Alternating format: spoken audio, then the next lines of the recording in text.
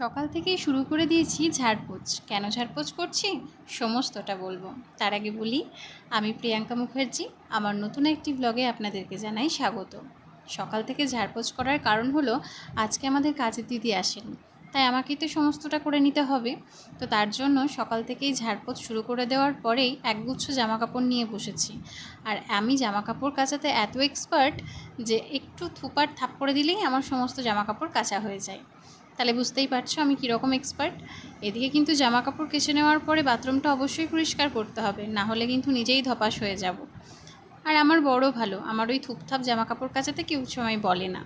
ছাদে জামা কাপড় মেলতে আসাতে তোমাদেরকে একবার ভাবলাম আমার ছাদে ছোট্ট ভিডিও করে একটু দেখিয়ে দিই আমার ছাদে কী কী গাছ আছে।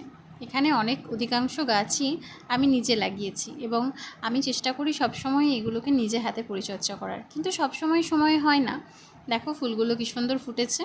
এগুলোকে কিন্তু আমরা বলি নটমণি। তোমাদের ওখানে কি বলে আমার ঠিক জানা নেই, তবে তোমরা কি বলো আমাকে কিন্তু কমেন্টে অবশ্যই জানিও। দেখতেই পাচ্ছ রেলের পাশে বাড়ি, যেমন দেখতে ভালো লাগে সেরকম কিন্তু কানে শুনতেও দারুণ লাগে। দারুণ লাগে মানে বলছি না আমার খুব ভালো লাগে, দারুণ লাগে মানে হচ্ছে বেশ কানে ব্যথা লাগে। আমার একদিন এই গাছের ভিডিও তোমাদেরকে শেয়ার করব। অসময়ে গাঁদা ফুল দেখতে কি ভালোই না লাগছে। আর এই জবাগুলো যে কবে ফুটবে কবে থেকেই কুড়ি হয়ে আছে। স্নানও হয়ে গেছে আমার, কারণ এত ঘেমেছিলাম তাড়াতাড়ি স্নান না করলে আর পাচ্ছিলামও না। স্নান করে নেওয়ার পরে আমার কাজ থাকে আমার মহাদেবকে একটু পুজো দেওয়ার, তো তার জন্য একটা ফুল তুলে নিলাম। আর আমার মহাদেবকে পুজো দেওয়ার পরে আমি কিন্তু খাই। আর সব সময় যে মহাদেবকে পুজো দেওয়ার পরেই আমি খাই তা কিন্তু নয়, কারণ আমি একদম মিথ্যে বলতে ভালোবাসি না, তাই আমি বলবও না।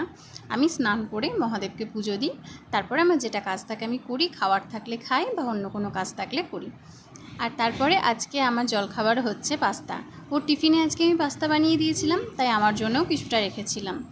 আর আমার ভিডিও তোমরা কে কোথায় থেকে দেখছো অবশ্যই জানিও। যদি আমার ভিডিও ভালো লাগে তাহলে অবশ্যই একটা লাইক কমেন্ট করো, শেয়ার করো। আর কি বলবো, নতুন ব্লগ আসা অবধি অপেক্ষা করো। তাহলে সবাই ভালো থেকো, টাটা।